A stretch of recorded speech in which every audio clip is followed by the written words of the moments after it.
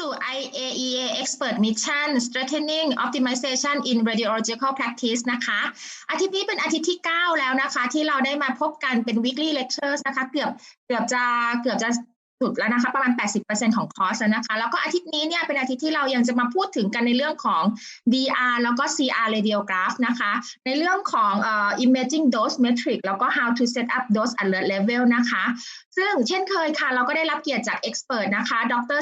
L Brady จาก Cincinnati Children's Hospital ที่ให้เกียรติมาพูดให้เราฟังอีกครั้งในอาทิตย์นี้นะคะ Good evening, Sam. Nice to meet you again, and welcome to week 9 of IAEA Expert Mission, Strengthening Optimization in Radiological Practice. And this week is a week that we're still talking about the DR and the CR in terms of dose metric and also how to set up the dose alert level. So I will give the stage to you to show us how to work on the dose metric and set up the dose alert level. Thank you, Tanya. After last week, we're talking about the COVID stuff, and I think that is really helpful. So this week we come back, but it's still related to COVID, right? About like a chest radiograph. Mm-hmm. Yeah, so we're going to definitely talk about just radiography, DR, CR in general. So as we did last week, we talked mostly about the image quality and all the various different ways we need to optimize to get good images. Obviously, now we're going to talk about the dose side of things. So, so for our educational goals for today's talk, well, and I should also preface, by now I'm sure you're all used to this, but the first talk in this session, we're going to focus on kind of what are the dose metrics that are unique or specific to DRCR, and then we'll take some questions, and then we'll come back and we're going to talk about how to optimize those dose values and how we use those for quality control and, of course, diagnostic reference levels. All right, so with that introduction, so what are the common dose metrics in DR and CR? All right, there we go. Sorry, it wasn't going forward. So the first one, and I should also say, you're going to find that these are very familiar because we've been talking about fluoroscopy. And when it comes to X-ray producing equipment, fluoroscopy, X-ray, mammography, most of these metrics are the same. They each have some unique values, and we will get to that for diagnostic reference, radiography, DR and CR. But when I say air kerma, you probably recognize that. And so there's going to be air kerma measured in a couple of places for DR. The first is going to be at the detector entrance. So obviously underneath, if you have a fixed room, the table, we're talking about the detector in the table or in the wall bucky. And then we have incident air kerma. This is the value that occurs where normally the body would be. And so if you had someone laying on the table, was assumed they're 30 centimeters thick, then the incident air kerma would be somewhere in that region where the body surface should be. But of course, it's measured without any body there. It's just in air. There's CAP or DAP. We've talked about this. This is very much the same concept as is in fluoroscopy. And then unique to DR and CR are the terms exposure index, or EI, and deviation index, or DI. And so now we're just going to kind of go through these 5, and we're going to talk about how to set them up on your scanner and make some measurements and how to make sure everything is correct. Admittedly, this talk is going to be very technology focused. And so this talk may be more of interest to someone like a medical physicist or maybe a technologist that has to work with the machine. And so maybe the next talk will be a little bit more interesting when it talks about kind of holistically how we apply each of these metrics. So the very first one, and probably one of the most important things we do every time we set up an X-ray machine, is we need to make sure we get the right amount of photons or X-rays at the detector. Now, obviously, there's a patient in the inside that beam, so you got the X-rays coming out of the X-ray tube. They have to pass through our patient. They have to pass through a table or a chest wall bucky stand cover, And eventually they have to go through the grid, and then they get to the detector. So by the time we go from the tube to the detector, we've lost almost all of our radiation. We've basically lost 99% of our photons. And so we have to make sure that number that gets to the detector is the right value. Here I've listed just a few. I didn't give all of the vendors out there, but these are probably your major ones. And this is how they establish their target air kerma at the detector. And you'll notice that it's not actually the same for everyone. Now the target is the same, and my fault. It should say microgray. I forgot to put the units there. I'll get that fixed before I send it out.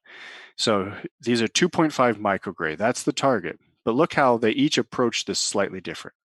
GE, for example, would have you set the KV at 80, take the grid out, and then you would add 20 millimeters of aluminum. That 20 millimeters of aluminum will approximate the thickness of a patient. Siemens does 70 kV and 0.6 millimeters of copper. Agafa and Philips have aluminum also, and 70 kV. And Carestream, different kV, different combination phantom or filter, I should say. And then Canon, they use plastic, PMMA. And so you can see here that you really do have to understand which of all your vendors, you have to understand the approach to this. Because what you need to do is you need to set this up. You should be testing this periodically. Most vendors, I can speak to, for example, Philips and Siemens that we have at our institution. Every month, our technologists have to expose the detector without anything in between, so no patient, no phantoms, and they put the filter into the collimator head. They pull the trigger and the system will calibrate itself. So this is very important. And so here you can just see the 21 millimeter aluminum block, or it could be 20 or 25. It's just that thick aluminum block. This is just for one particular vendor. Here you can see this is the Carestream one, and it's the 0.5 millimeter copper and the 1 millimeter aluminum. So where do we place the ion chamber when we are setting up our exposure and making sure, so we're calibrating our system? Well, obviously, if it's the detector that we're trying to measure the entrance exposure to, we need to set the ion chamber or the solid state detector at the location of where the detector is. So if you have a system that is a film retrofit, so when you pull the bucky out, you can place a CR plate in here, or a portable or wireless digital system like a DR plate. Well, then what you need to do is you need to create a kind of a cutout. I personally have an old CR plate where I've taken the top off it and I've taken the CR plate out of it, and it's just an empty cassette that I can put in, because what you need to do is you need to place it inside it so that the positive beam limitators, these limiters, these things right here will lock into place. And obviously those people like the technologists and physicists that know that if there is no cassette in this type of a machine, the system, you can't pull the trigger. You can't actually cause beam on. So you have to do that and place your detector somewhere in the center of the exposure field of view. Now here you can just see this is a setup where this is for a Canon, where you got the PMMA or the plastic placed on top of it. Here's just another example where this is just actually a tethered. You can see the wire coming off, but this is a portable digital wired detector that you can just kind of place anywhere in the room. And so in this case, you could actually place your detector directly on top of it, and you don't have to worry about this kind of a setup. So all machines are slightly different. You just have to know the geometry of your system. So what happens? So what's the difference between using a solid state detector and an ion chamber? Well, the difference is the solid state detectors, most of them have some kind of lead backing, or at least a heavy metal like a tungsten on the back of and so the diodes and the detector elements for the solid state detector on the top, and so you orient it facing the X-ray tube or the source, The photons will come in, it'll make a measurement of those incoming photons, but it will not collect any measurement from backscatter off the detector. Whereas if you have an ion chamber, these ion chambers are air equivalent. They're basically full of air. And so any photon that comes in and strikes it from the top will be collected, and some of the photons will go pass through the ion chamber and they'll hit the detector and they'll back scatter and they go back up. And then the ion chamber will measure those back scattered photons. That will obviously increase the exposure. And so if you're trying to calculate and trying to calibrate your system so it'll have, for example, 2.5 microgray, well, this system will give you the most accurate approach. This system, you have to correct for backscatter. If you don't have a solid state detector and all you have is an ion chamber, then you need to measure how much backscatter is available, or not available, is produced with this detector. And the way you would do that, of course, is you make the measurement in this geometry right here, where it's directly on top of the detector, and you'll get a value. Let's say it's 10. Now you take the detector out and you expose it in air. So there's nothing behind it. And then that value, let's say it's 8. Well, now you know your correction value because you know that 20%, that extra couple of microgray or grays or mellogray was based off of just simply the backscattered. So there are ways to use both. You just have to know the limitation. Now there's a couple of things you can do if you want to try to simplify your life. You can use lead sheets, or you can just grab one of the lead aprons that you normally hand to parents or other people, support staff or the x-ray staff that use it when they're in the room when the beam is on. Obviously, these lead aprons or lead blocks will absorb most of the radiation, so there will be very little, if any, backscatter. And the second thing that helps is this will protect your detector. So if you're exposing a rather high attenuating object, so in this case, a solid state detector, if you expose that, the detector will see the picture of that. Will see a picture of that probe, that detector, in the reconstructed image. And if you use a high enough exposure, what will happen is when you take that detector off, that solid state detector off, and then you pull another and you expose again, and you might see a ghost or a latent image of that detector. And now, obviously, you don't want that because you don't want to see a little square detector in the picture of the next patient that comes and gets x-rayed. So placing lead over the detector is a very good way to protect it from doing all of your physics testing. Now, what happens if you forget, because I've done that a time or two, and you accidentally leave a ghost? So you went through, you did all your tests, at the end of the day, you're cleaning up, and you pulled it, and you got everything cleaned up, and you pull a trigger just to make sure everything looks good on a clean, uniform image, and then you see a ghost of your detector.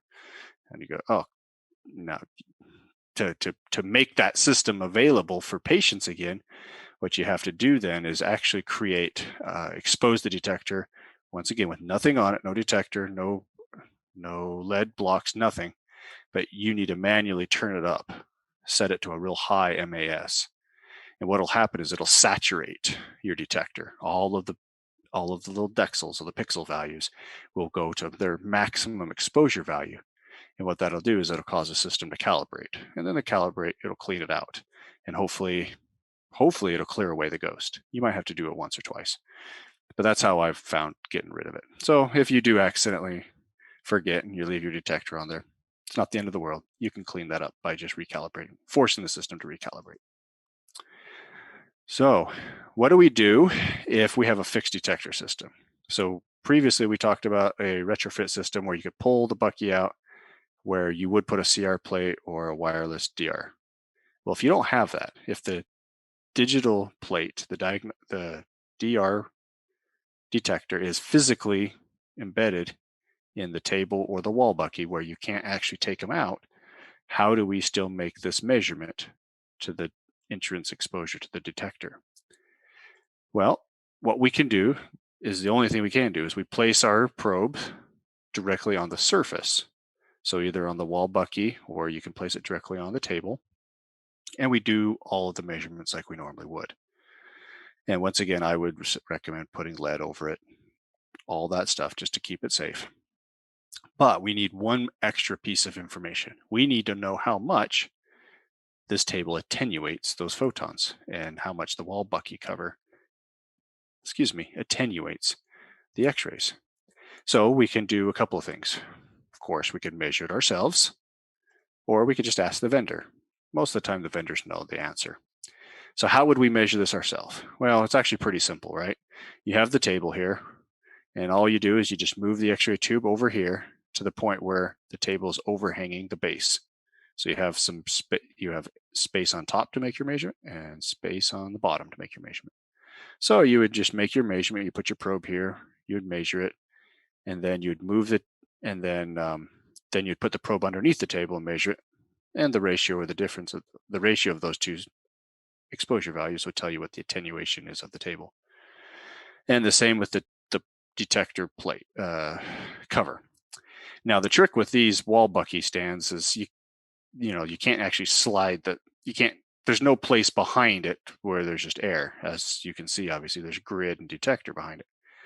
But one of the things I do when the service engineers come in to do their preventative maintenance, sometimes annually, sometimes quarterly, depends on your vendor and how often they come by, they'll take those detector covers off, and then they'll do their thing, clean, fix, move stuff around.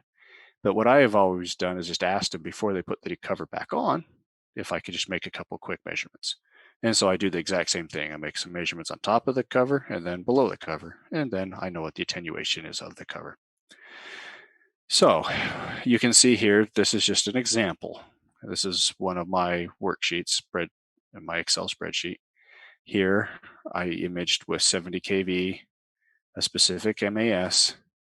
I used a specific filter just so I could set up a beam quality. And that RQA5 we're going to talk about in a couple of slides. So don't worry too much about that. I'll explain in detail what that is. And then you can see here, I get my measurements of the detector under the table and on the top. And then of course the ratio of that gives me a 16% attenuation. And the same with the wall was 14%. So now I know for this system, for one particular room, I know what the attenuation factors are. So I can make all of my dose to the detector calculations or measurements directly on the surface. Now, the last thing, of course, now that I know my attenuation, I need to know the distance. So there's going to be probably 5 to 10 centimeters, maybe somewhere in that range, maybe 8 centimeters, but there's going to be a specific distance from the top of the table to the detector itself, or surface itself. And so you obviously have to do an inverse correction to scale, because you're making a measurement 10 centimeters up. You have to calculate for how much it would change if it was actually your detector was 10 centimeters lower. All right, so I mentioned to you about this RQA5. So at the very beginning, I gave you that little table, that little green table, and it had a bunch of vendors, and it told you how they want you to set up your ion chamber, what kV to use, what filter to use, so that you can calculate the dose of the detector. Now, what if your vendor doesn't tell you? Or what if you just, maybe you have an old system and you don't really have service contracts with your vendor anymore, so you really can't call them, or it would cost you money and you don't want to spend that money. So is there another way to make these measurements? And the answer is to use what's called RQA5. So you saw that in my previous slide. What this is it's an international standard. It was developed by the IEC. And once again, we've talked about them kind of throughout this whole session, the multiple sessions across all the modalities. The IEC defines the standard by which every vendor will build each of their pieces of equipment. So it defines the CT standards, the fluoro standards, of course, the radiographic standards. And one of the things they did is what they said is, we will tell you what the beam quality should be. In other words, the half value layer, to get you the proper beam spectrum to calibrate your system. And now what most people don't say in that Excel spreadsheet, all the vendors, when they're setting up those specific filter combinations with KVs, they're basically establishing an RQA5 like beam spectrum. In fact, if you look here, there can be anywhere between 66 up to 74 kV. It's not a kV particularly specific measurement. The end goal would be a half value layer that's basically 6.8 millimeters of aluminum with plus or minus 0.2 on both sides. So it could be 6.6 or it could all go all the way up to 7. And that would still be okay for RQA5. And it gives you some suggestions on how much filtration you should create to establish this. So as a physicist, you can walk into your room, you can take your ion chamber, you can bring some filters that you would add up by the collimator, and then you got your detector. And the first thing you're going to do is we need to make a measurement to determine if our exposure technique, is an RQA5 certified exposure. So the way you would do that is you take your ion chamber, you place it directly on the center axis, and basically you put it about midway through. Here is a different kind of diagram of the same thing. Here the ion chamber typically is about 127 centimeters, where when you're making a 180 centimeter exposure to the detector. So obviously, if you're going to be doing a tabletop exposure, the source to image distance is going to be 100 centimeters. And so you take the ratio of that and you just have to move your ion chamber up a little bit. I think it's 70 or so centimeters from the source. Everything I'm about to tell you is written right here. I'm not obviously going to read all this. I just simply cut and paste that here. So if you're watching the recording at home later, you can just pause it and you can read it. Or of course, the PDFs that I'm giving out, if you guys get a copy of that, you can zoom it up and read it to your heart's content. But basically what we're doing here is you got your X-ray tube, you're placing your chamber dead center, and you're going to set it up with a specific distance, like I mentioned. And then you're going to place a variety, you're going to try a couple of different filters. You might start with a 0.5 millimeter copper, and you might dial in, say, the middle of that was, say, 70 kV. And then you'll measure your half value layer. And if the half value layer is pretty close, let's say it's 6.6, so it's a little bit low, maybe you could add 1 more millimeter of aluminum and then shoot it again to see if you get closer to 6.8. Or you might move your KV from 70 down to 69 or 70 to 71. You can make a couple of different adjustments. And once you've got that figured out, you just write that down and you know that for the rest of forever on that machine. You don't have to go through this experimental setup. So once you've figured out what you need, you take your filters out, move your ion chamber out of the way, place your detector here, turn on your light, get your field of view set up for the full detector, put your filters back into place, and you pull the trigger. And now you've exposed your detector to an RQA5. And you can also then, once again, cover up your lead and you can place your detector on that and get your dose, your exposure to the detector. So there's multiple ways to calibrate your system so that you get the right dose to the detector. And that is very important, as you'll see in a slide that we talk about later. That's very important if you're using automatic exposure controls. So if you put the patient in the field of view, collimate like you're supposed to, and you pull the trigger and you let the system pick how many photons it's going to collect before it automatically turns off. Well, it's going to do that based on the dose to the detector exposure factor that you've set up. So if you dial in 2.5 microgray, which is typically what most vendors use, then the system knows to keep exposing until it has summed or integrated to a value of 2.5 microgray.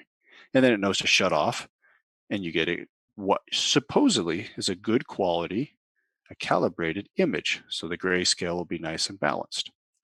Now, if you've not set that up, and I've seen this where you go in and you just check the calibration and you look at the dose of the detector and it might be 4, 5, 6 microgray. It's just way, way high.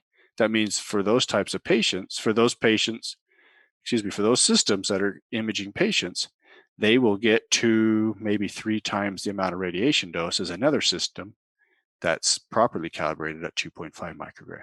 So it's very important to have that properly set up because the automatic exposure system is based almost exclusively on that number. All right, well, that's great, right? That's great. That's an ion chamber. That's a very specific filter, right?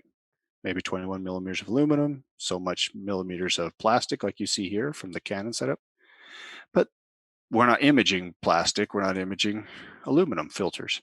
We're imaging patients every day. So how do we know that after we've exposed our patient that they got the right dose so that when you see the image, that you know that that image was properly exposed, that the patient didn't get over or underexposed, and that the system itself isn't going to hide any improper exposures. Like if it was too high, you might get some burnout or clipping in the lungs, as an example. Well, so how do we do this? There is a value called the exposure index. So we talked about that. That's one of the unique exposure metrics or dose metrics in DR and CR. That is not, it's not in fluoro, it's not in all the other, like CT, for example. It's unique to DR and CR. So we need to verify that the EI value that you see at the end of every study, so the technologist acquires an image, let's say a PA chest, and at the bottom of their screen or somewhere on their screen, after they've pulled the trigger and their image is reconstructed, it will tell you an EI value. And then we'll discuss in the next talk how we know that EI value, which EI value is the proper EI value. But what we need to know is to have confidence in that value. So if you see that value, let's say it's 400, and we know that 400 is the number we want, that's the target value, then we're happy. But are we confident that that 400 value is accurate? And so let's talk about how we can make sure these are accurate values. So just a quick reminder, what is EI? EI is the dose to the detector based on segmented anatomy. So what does that mean? Well, in every X-ray system, of course, there's a protocol for all the various different anatomical views that we're trying to image. Here you see a C-spine. Obviously, you can do lateral skulls, you can do knees, you can do chests, abdomens, pelvises, everything under the sun. Well, each view has an anatomical component to it. That's what we're trying to image. So in the C-spine, we're really trying to visualize the vertebrae, of course. We don't really care about the skin line or the soft tissue or the fat. We're looking at its bony anatomy.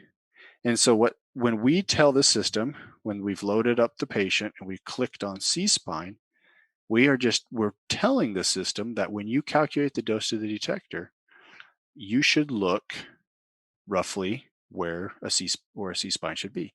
So it's going to basically calculate and look at the dose and those pixel values of what the system knows or thinks is the C-spine or the bony component of this image. And it will tell you what the dose is behind that anatomy. Now, remember, just a quick refresher, how does the system know where the bone anatomy is versus the soft tissue? Remember, the histograms are unique. A chest histogram will look one way. A C-spine histogram will look a different way. And so the system knows that in that histogram, a certain amount of pixels, in one location, those values, wherever they are in the field of view, the 2D image, those correlate to that type of anatomy, in this case, bony anatomy. So the system can calculate and figure out where the dose is behind this anatomy, which is depicted here using these green pixels. That's just kind of telling you where the system is calculating the EI. So that was kind of a long-winded way to say that EI is not patient dose. EI is very specific dose to the detector as measured in the location of the anatomy of interest. So we can take the EI value and we can calculate one additional metric, called the deviation index. Like I mentioned, there's EI values. There's an EI value for a chest, there's an EI value for a spine, there's an EI value for a wrist, a shoulder, everything. So how do you know which EI value is what? You just get, there's so many pieces of anatomy we're imaging, so many different protocols, you could probably get lost. Obviously, you could put a lookup table maybe in the wall in the exposure in the technologist area.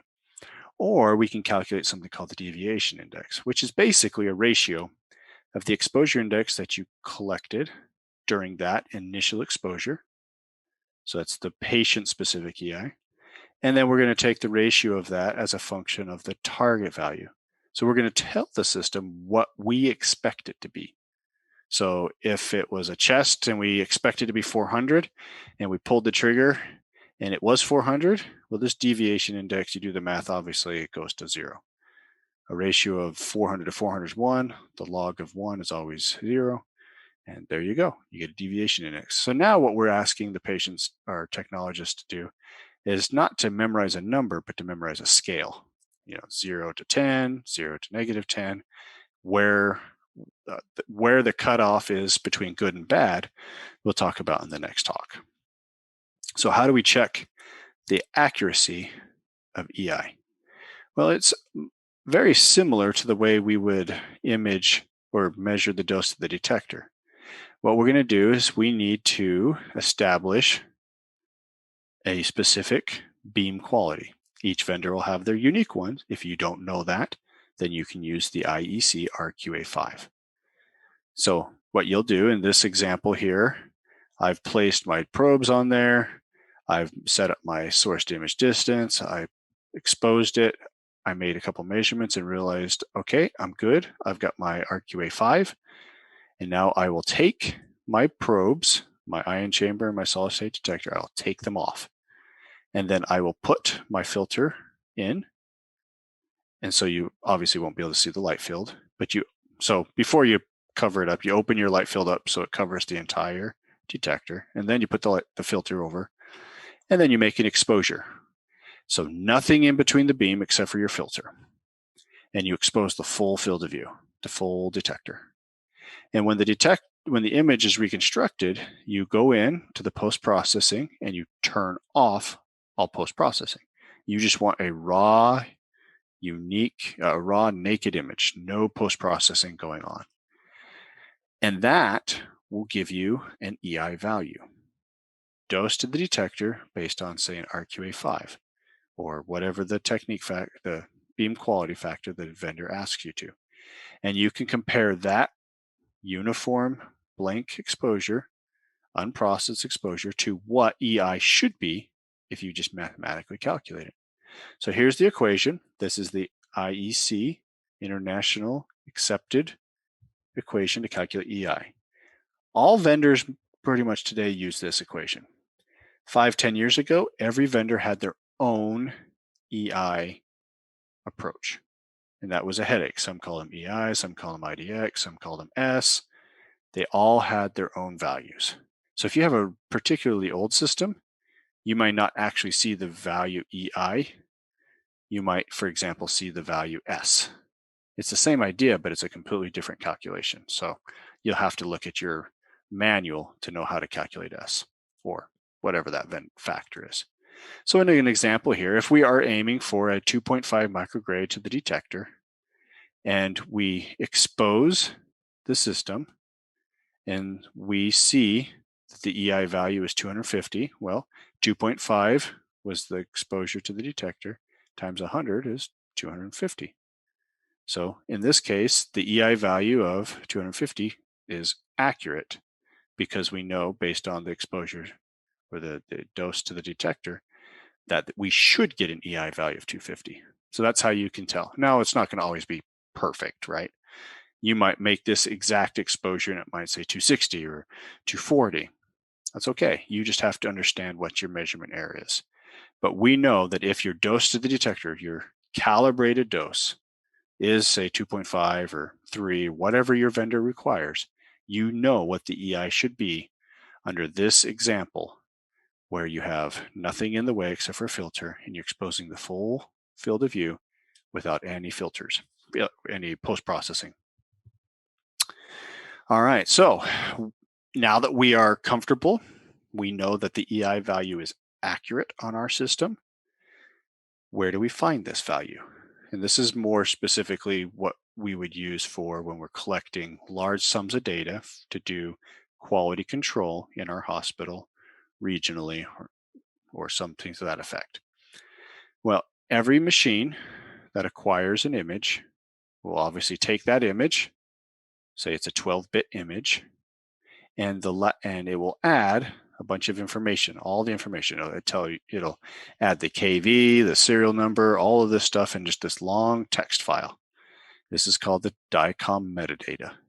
And that's why most of these images are 16-bit. The image itself, the actual image, is only about 12-bit.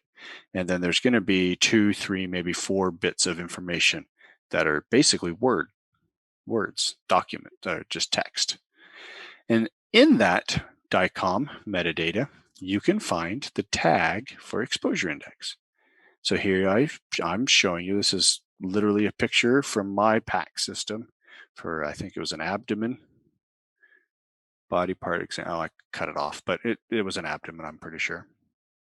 And you can see here, if you go down to DICOM tag 18, 1411, that value will be your exposure index. Or it'll be 1405, one of those two. Now here, the system doesn't actually call it, this vendor doesn't call it exposure index. They still call it relative X-ray exposure. They may name it differently, but if you look at either one of those tags, you will see the value that will be assigned to the DICOM, to the exposure index. Where do you find your target exposure index? And we'll talk about how to set those up in the next talk. But if you're calculating deviation index, right, you have your measured TI and your target EI. And that would be 18, 14, 12. Now, if you look at my photo here, I actually don't have 14, 12. I have 14, 11, it stops. So on this system does not have a target EI programmed into it. And so if I look at the DICOM data, I know this system cannot calculate DI. I need to add a target EI into the system, or I'll never be able to do that. So that's also another way to QC. And then obviously if I have an EI in a target EI set in my system, I will be able to calculate DI. And so you would look at 18, 14, 13, which obviously I don't have. All right, these are the DICOM metadata or the DICOM tags that you will find on IEC standard or compliant X-ray units, which should be basically all of them, especially modern ones. Now, what about actual dose to the detector? Well, if you have that program, if that is collected, that would be tag 40, 0302. And I don't show you that here. And then entrance dose in milligray 408302. So here you have just different values. So if you go and you look in, you pull up an image in PACS, and maybe you just right click and you click on DICOM metadata or wherever you would find that in your PACS. That's usually an option somewhere. Then if you look at these tags, you'll know those numbers. Now we're going to talk about a little bit later about harvesting all that information for quality control. All right, so we've talked about dose to the detector. We've talked about the value that we would use clinically, which is still kind of an approximate dose to the detector, called exposure index or EI. And then we've also briefly talked about deviation index on how to calculate it. We'll get into more detail for deviation index next talk. Now, the other metric we had talked about was the incident error curve, the value that would be at the surface of the body, somewhere in that region, if there was a body in between the X-ray beam, between the detector and the tube. So where is this measured? If we're going to make sure, if we're going to collect this data and we're going to harvest and process this data for either DRLs or internal QC, how do we measure this data? How do we use it? So If you're using an ion chamber, so there's no lead backing anywhere in this system, it's just an air equivalent probe, you cannot place it directly on the table. You'll obviously get backscatter. So we typically make these measurements 30 centimeters above the table or wall bucky. And what we'll do is we'll obviously place the ion chamber dead center of this, or the central axis. And we want to do that because we know that there's a heel effect going from anode to cathode side. In other words, there is a side on the cathode side that's more penetrating, and there is this side of the beam over here on the anode side that's less penetrating. It's the heel effect. And so if we make our measurement on either side of those, of the central axis, obviously we would not be able to get as accurate. We wouldn't get as accurate a measurement or calculation. We also would place some kind of lead protector down here just to protect the detector underneath. We talked about backscatter. So we use the air gap to get rid of as much of the backscatter. We also use the lead to prevent backscatter and protect the detector. Now, if you have a digital or a solid state detector, this system, if it's got lead backing or some kind of tungsten type metal backing, you can just place this directly on the detector. You don't have to worry about putting it 30 centimeters up. And that's because you will not measure backscatter coming up off of it. All right, how do we know the distance? So we've talked about either 30 centimeters up, or we talk about detector directly on the table. Well, those are places we can find. But I've often talked about source, which is be somewhere here, the focal spot, to image distance to the detector, or source to chamber distance, or source to detector distance, all of these source to something distance. So how do we know where the source is? When you look at an X-ray system, here it's kind of pictured a little twisted and cockeyed. Depending on the vendor, it's usually going to have either some kind of red dot, or it might have kind of a raised bump on it. And these markings tell you where the focal spot would be in spatial context of the anode cathode. So that little dot right there, that is the quote unquote place where the source should be measured. So you take your measuring tape and you'd measure from here to wherever, to the chamber distance, to the tabletop, or to the detector. And that would tell you your distance. So you just have to find that dot. If there is no dot, or if there is no raised bump, you'll have to either talk to your vendor or your service engineer, or look in the technical manuals. There's usually some way to indicate exactly where it is. Okay, so now that we know kind of basically where that value, that incident error curve is going to be measured either at 30 centimeters off the table or directly on the tabletop. It's that source to chamber distance. We can use that value to calculate entrance skin dose. Now, this equation probably looks somewhat familiar because we talked about it when we did fluoroscopy.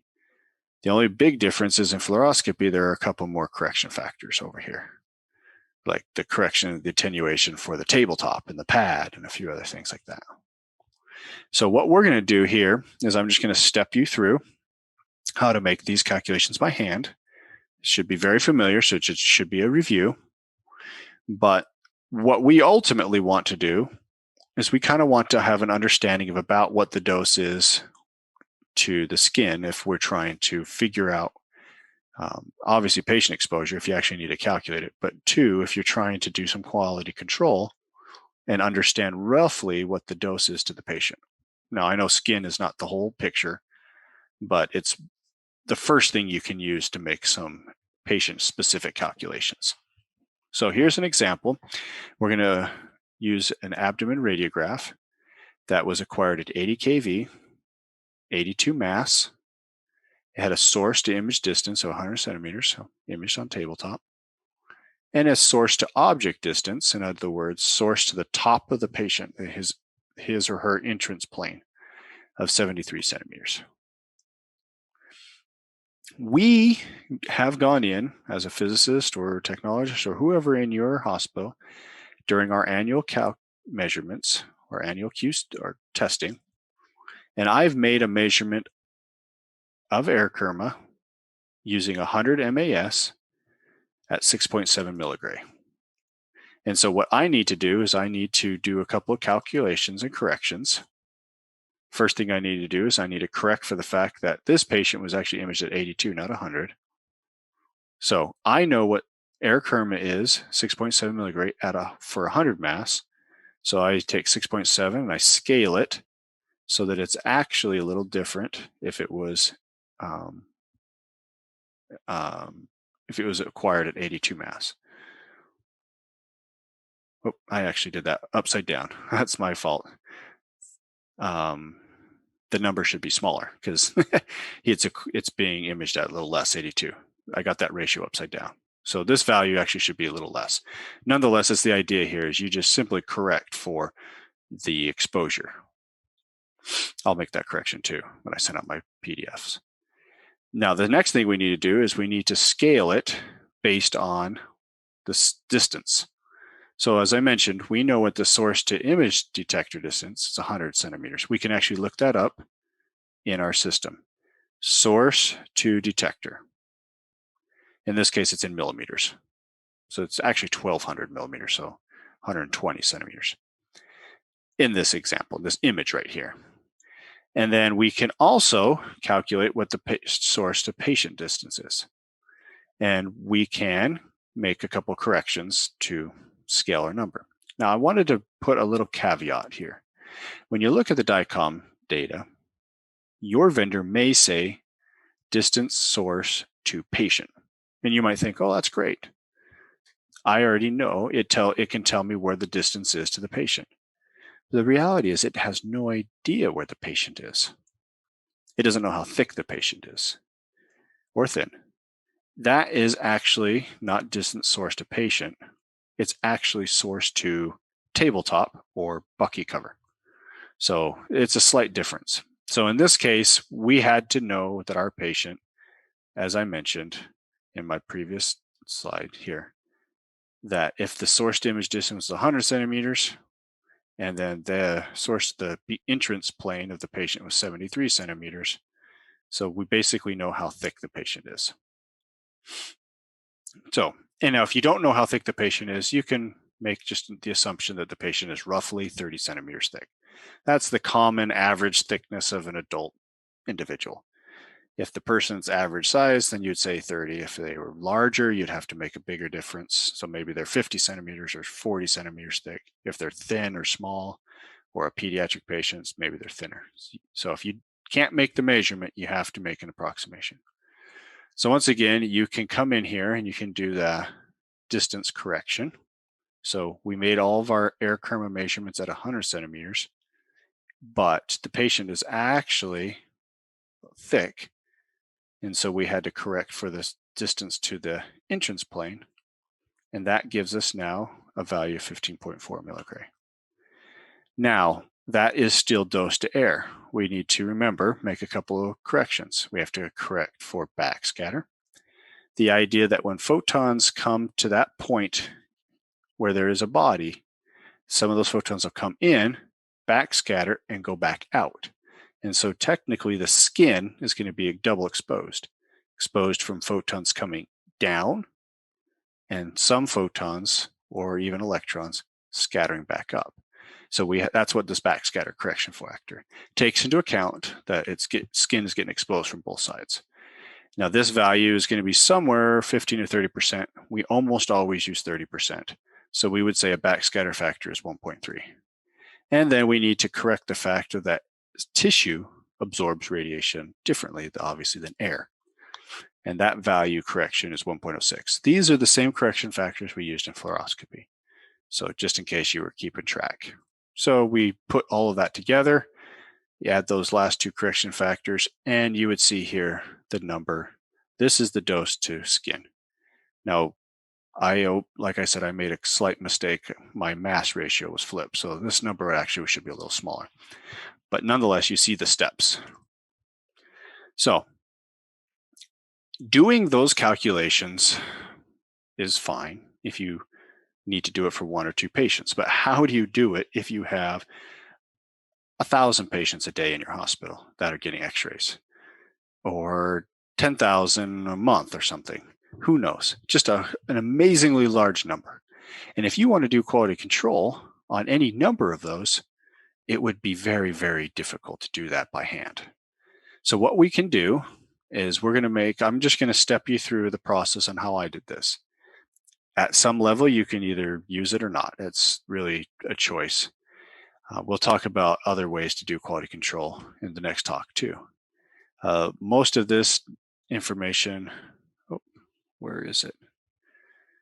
Somewhere in here is, hopefully it'll appear. I gave you the citation for a paper I wrote back in 2014. And if not, I'll make sure I get that out. So it goes through all of the detail in that paper. So what we're going to do here is we're going to develop a way to do this using the metadata in the images. So instead of having to do the physical measurements on each patient, all we need to know is some of the information in the image itself, the metadata, KV, MAS, source to image distance, that kind of stuff. And then we can simply from there make all of these calculations, or a computer can do all these calculations, large amounts of them. It's going to require a little bit of input data. We need to do some very basic calculations on all of our systems, or at least all this on one system that's the same for many different. So if you have all Philips, it's pretty much safe. If you do it on one machine, it'll be same for all machines. But if you have a Siemens, a Philips, a Toshiba, or whatever, an Agafa, then you're going to have to do these unique measurements on every unique system, unique vendor. So first step, we need to know what error kerma is, that value, that incident error kerma value, this guy, K-error.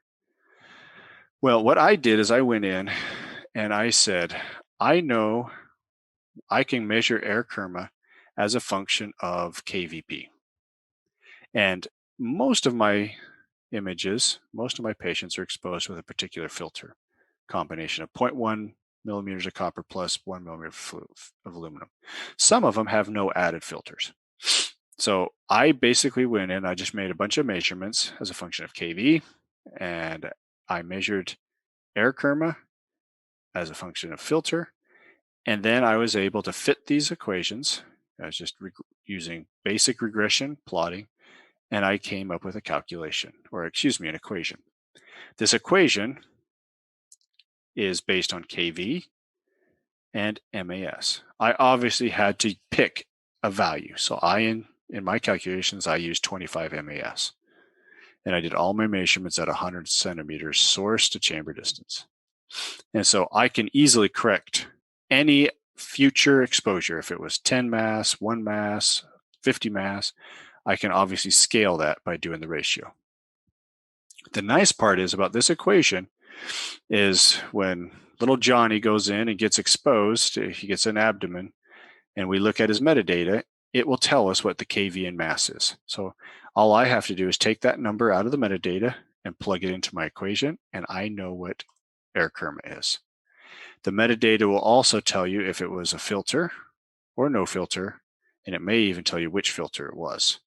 So here is the tag, the DICOM value, 0018, 7050.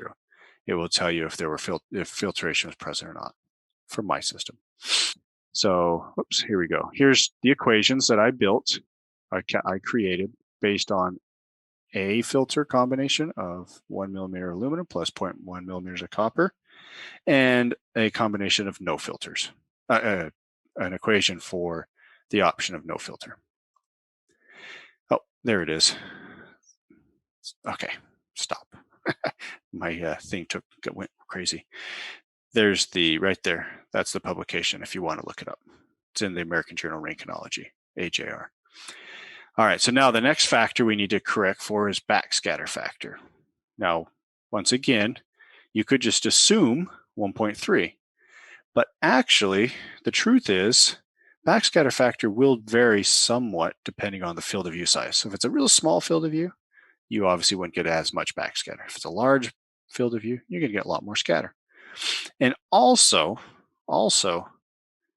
it depends on what anatomy you're imaging. So if you're imaging an extremity, you have bone fairly close to the surface.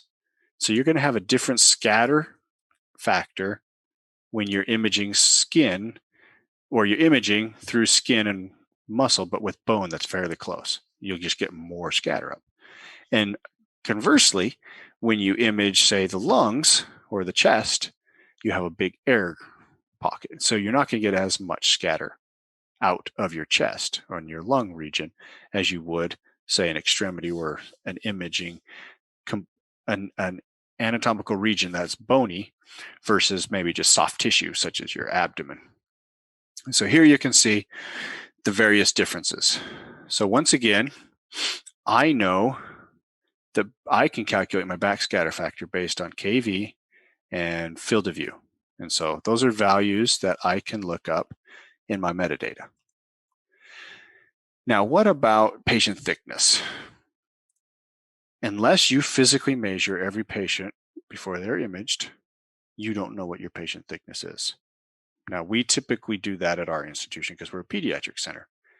And we know that we need to scale our protocols based on patient thickness. So that's why we do it. But not every hospital has the ability or time or desire to do that.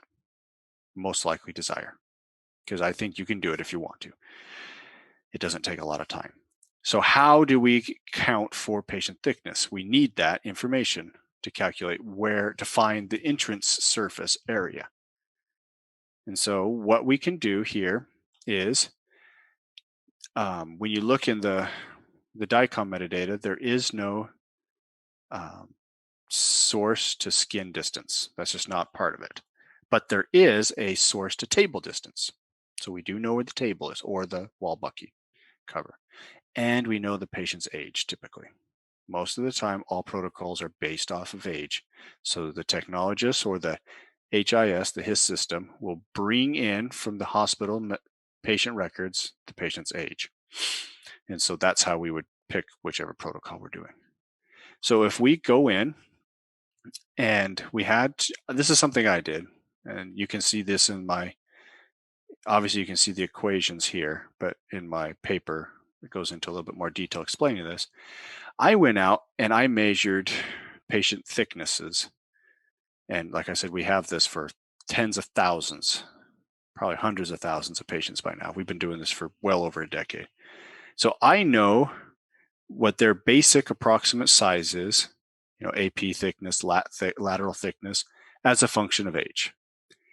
It's not perfect, but you can see here for the chest AP or PA, it's mostly linear. Now, it kind of falls apart for me up here in the adult section because we're a pediatric center. I don't do a lot of adults. My guess is if I had more adult data, it would probably continue linearly. You would have to verify that at your center. Now, the abdomen is mostly linear also. And then we know that the head and some of our other extremities, such as the knee, they have more of a logarithmic growth. They grow fast. Those anatomy get up to size relatively fast, and then they don't grow that much afterwards. So knowing these equations, my system can easily, can look up the age of the patient, and it knows the protocol. So let's say it's a chest APPA. It's a 15-year-old kid. It knows what the size is. So now it can scale and correct for that source to entrance distance versus source to image detector. So it can take into account the patient thickness. Now there's the equation, the attenuation correction factors. These are values that are well published. I simply plotted and created a regression fitting function based on data that was already published. So I didn't actually have to measure all this data. And you can also look these values up at AAPM's report 76 if you want. But the nice part is I know what filter it is in the system because it's metadata. Here again, I give you the DICOM tag. And so from that, I know what the tissue correction factor is as a function of half value layer. And so I can use that for chest or for whatever. Let's say we're doing abdomen where we have no additional filter. I can look up the correction value. Now you'll notice that it really doesn't change that much from one filter to no filter. 1.04 versus 1.02. So you can just pick a number and just assume that you can just use that for the rest of forever. You don't really have to worry too much about getting too particular about the where along that curve you're making the measurement.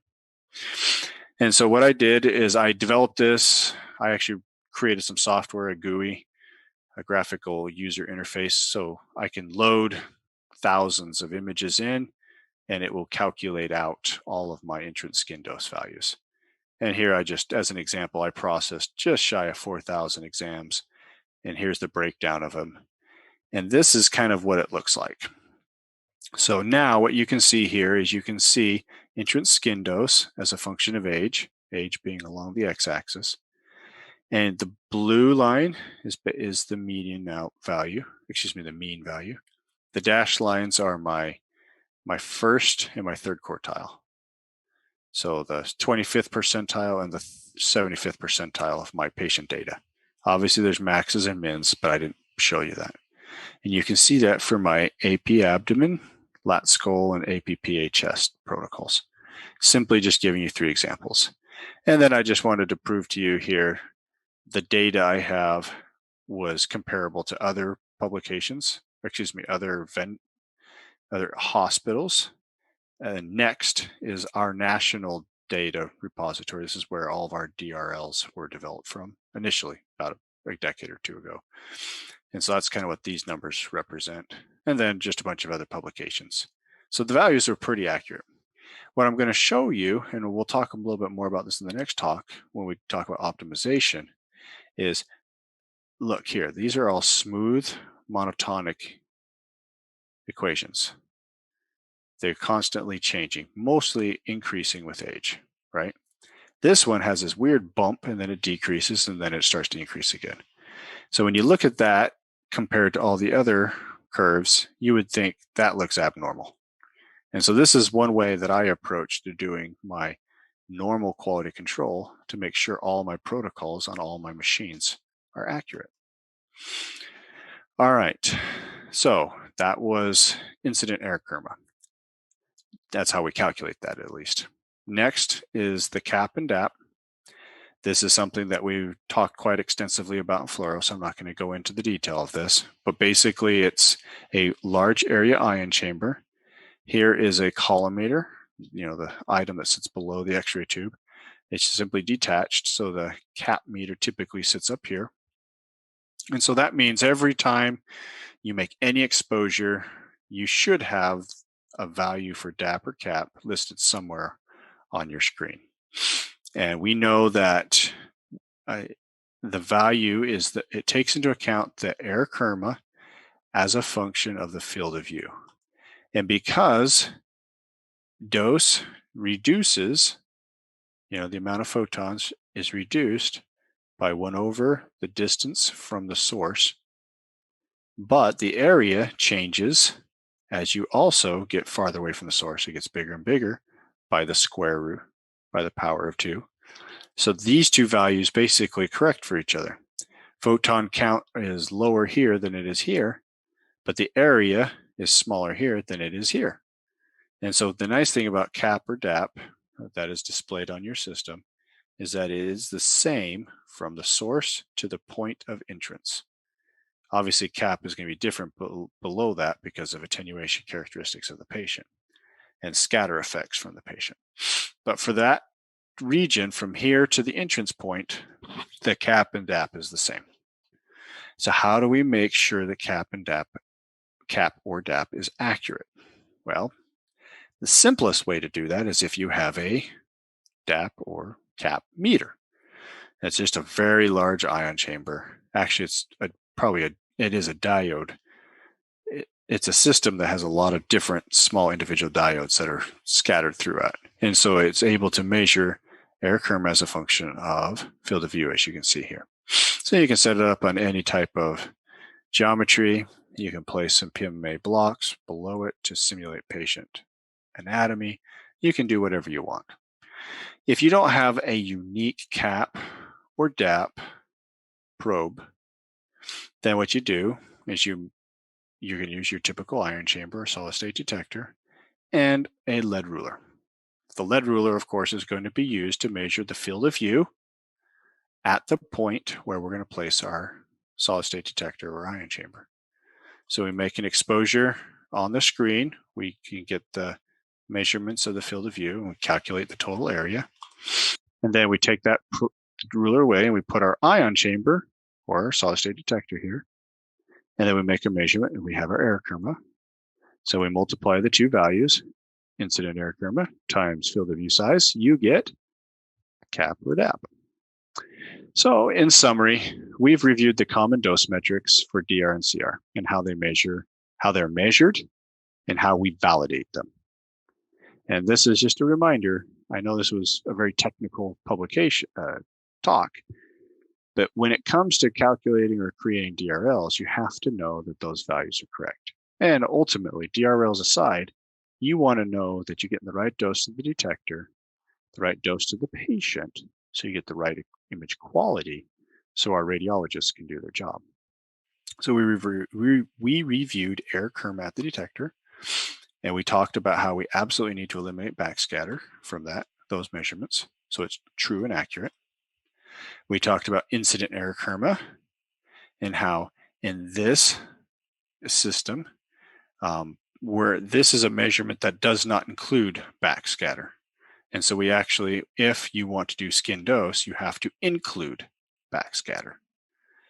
We talked about cap or DAP, which is the same from the source to the point where the patient would be. And then we, of course, talked about EI and DI and how these can be used for patient quality control, which we will go into greater detail in the next talk.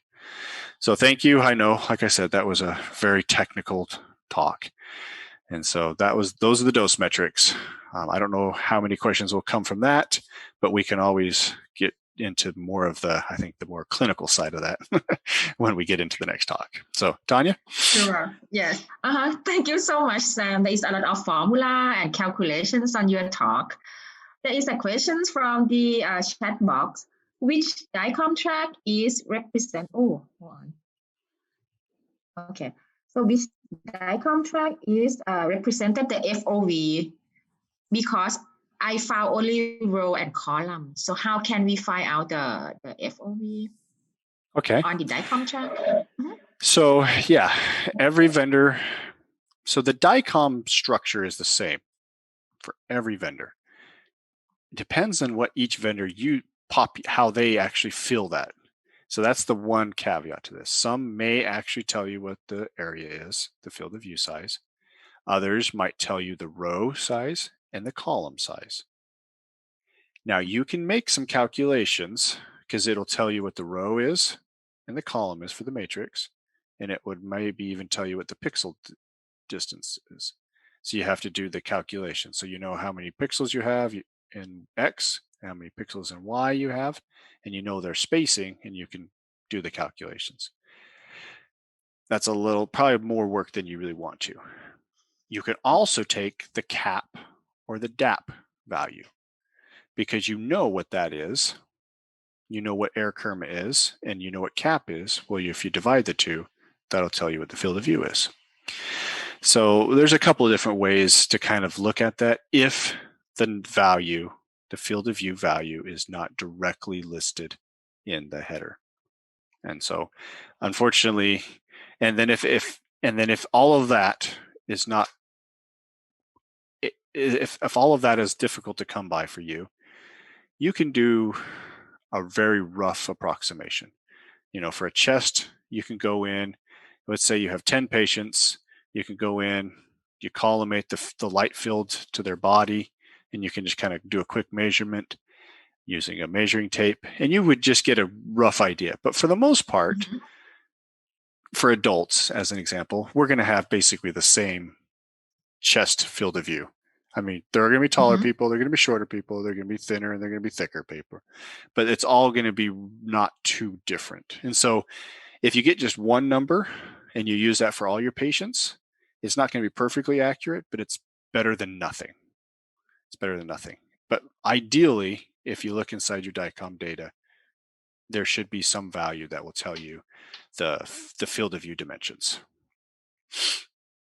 Okay. Let's see. Okay, sounds good. So next question is about, so it seems like we are able to extract the value of the interest to calculate the patient exposure from DICOM tag combined with the using data from meta-analysis. In case that the output measurement and patient thickness are not able to perform, this is really useful method. However, how much of the uncertainty from this calculation method among the different manufacturers, exposure technique, or diversity of the patient characteristic? Yeah. So that is true.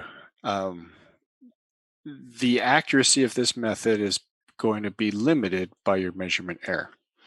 And that is always true. If you go back, if it will go back, probably the biggest error in all of the measurement or the calculations is this approximation of size. You can just see it relatively by my error bars, right?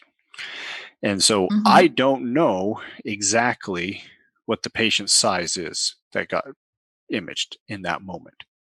But based on that person's age, the population average would range. So in this case, this 15-year-old would average somewhere around a 27 centimeter, about a 19 to 27 centimeter change spread in the APPA thickness. So it's not perfect. That if they're an average patient, they're going to be somewhere in that range. If they're abnormal, they may be even outside of that. So the value is not, so that's probably the biggest error when you look at this overall equation right here. That said, what I guess the utility of this is, and you'll see this in the next talk. I don't think I have a plot. Yeah, I don't have a plot here. Is what happens when you now take all of your data, all of this data, and you look at it as a function of all of the entrance skin doses as a function of the AP abdomen or skull. And you're going to get a range. That is for sure. You'll get dashed values from minimum, or in this case, first quartile to third quartile.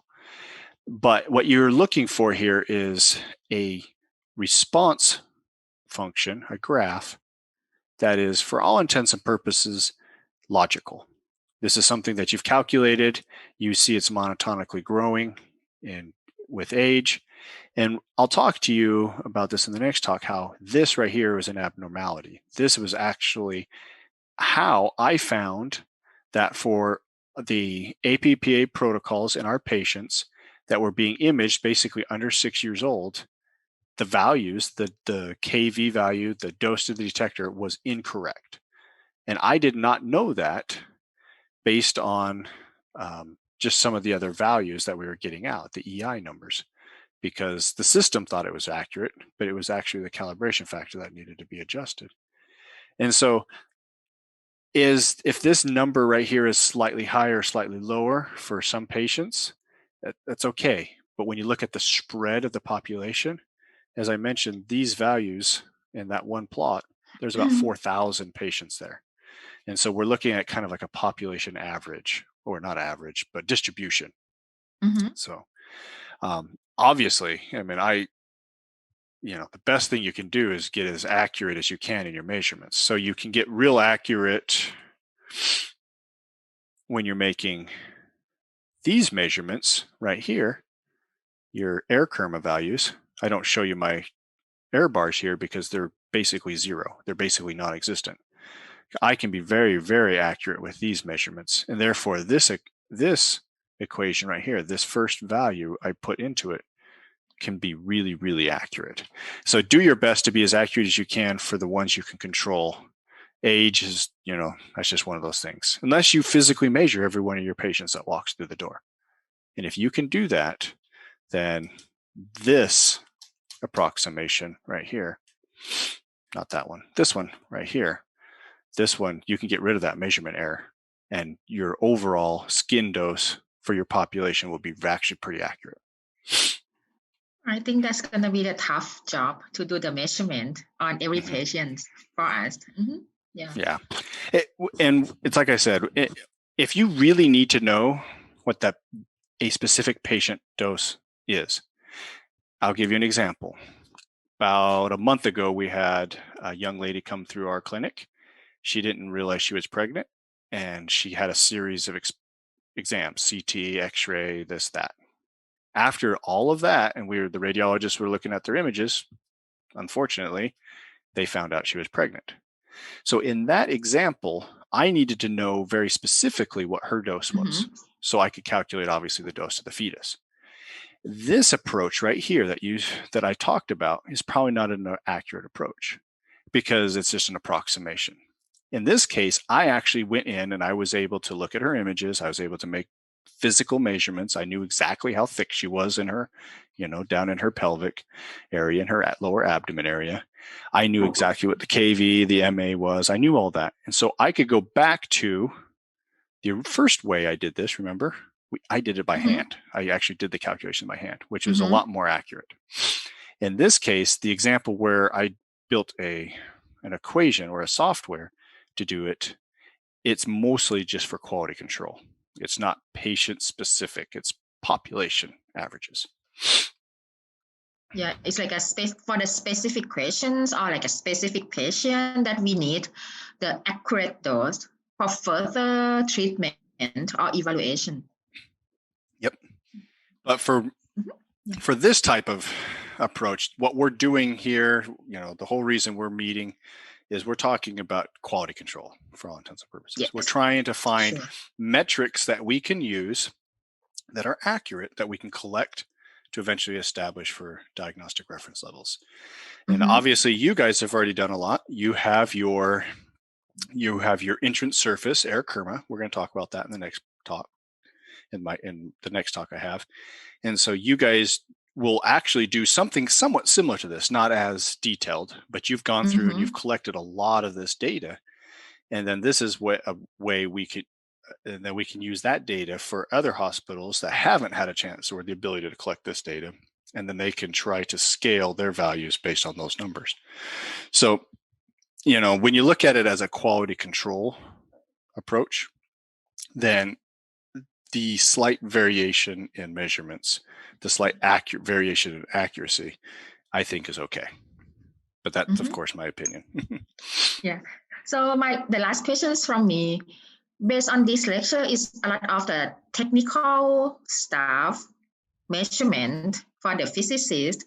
For me as a radiologist, how can I contribute? What is like the key message from this talk that I can integrate to my practice or improve the process? Sure. So radiologists will not be physically making these measurements. Radiologists probably don't care or even know what the dose is to the detector. That's something we rely on the physicist or the technologist, whoever they have in their hospital, to make sure that the machine is properly calibrated.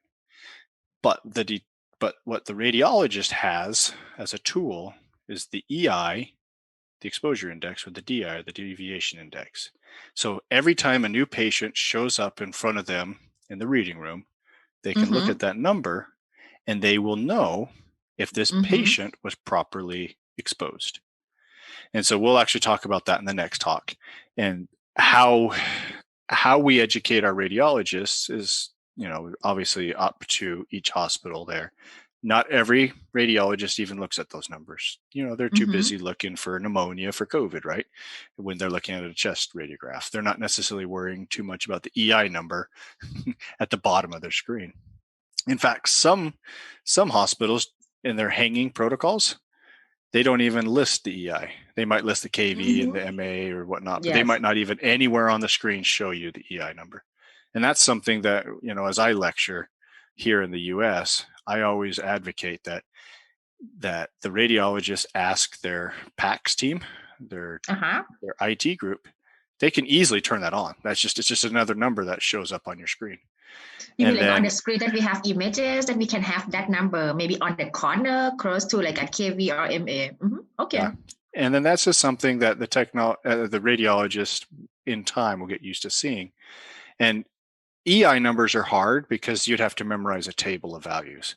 But a DI number, as we'll explain on the next talk, is actually a lot easier because if you have a value, if you know 0, DI of 0 is perfectly accurate. That's a bullseye.